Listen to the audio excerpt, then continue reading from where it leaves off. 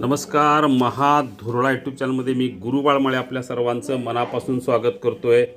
कोल्हापूर जिल्हा परिषदेच्या विविध समित्यांचं वाटप आज करण्यात आलं. मंत्री हसन मुश्रीफ, मंत्री चंद्रकांतदादा पाटील, मंत्री प्रकाश आबिटकर यांच्यासह खासदार धनंजय महाडिक, आमदार विनय कोरे, आमदार चंद्रदीप नरके, जिल्हा परिषदेच्या माजी अध्यक्षा शौमिका महाडिक, माजी आमदार प्रकाश आवाडे, आमदार राहुल आवाडे, प्राध्यापक जयंत पाटील, आमदार राजेंद्र पाटील यड्रावकर यासह अनेक नेत्यांच्या उपस्थितीत आज बैठक झाली आणि या बैठकीत जिल्हा परिषदेच्या विविध विषय समित्यांचं वाटप करण्यात आलं.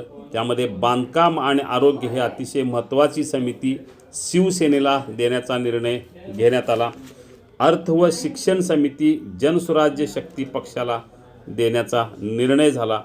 समाज कल्याण समितीच्या सभापतीपदासाठी राजेंद्र पाटील यड्रावकर यांच्या शाहू आघाडीचा सदस्य असेल, तर महिला व बाल कल्याण समिती सभापतीपदी राष्ट्रवादीचा सदस्य असणार आहे. त्यामुळे आता नेत्यांच्या बैठकीत जिल्हा परिषदेच्या विविध समित्यांचा वाटप झालेला आहे. पुन्हा एकदा सांगतो, बांधकाम समिती शिवसेना, अर्थ व शिक्षण समिती जनसुराज्य, समाज कल्याण समिती शाहू आघाडी यड्रावकरांची आणि महिला व बाल कल्याण समिती ही राष्ट्रवादीला मिळालेली आहे. भाजपला मात्र कोणतीही समिती यावेळी मिळालेली नाही आणि या निवडी 1 वर्षासाठी आहेत. 1 वर्षानंतर पुन्हा नव्याने वाटप होणार आहे आणि नव्याने निवडी होणार आहेत. या बांधकाम या सगळ्या सभापतींच्या जी काय मुदत आहे ती 1 वर्षासाठी आहे. त्यामुळं आता या निवडी पुढील आठवड्यात होतील.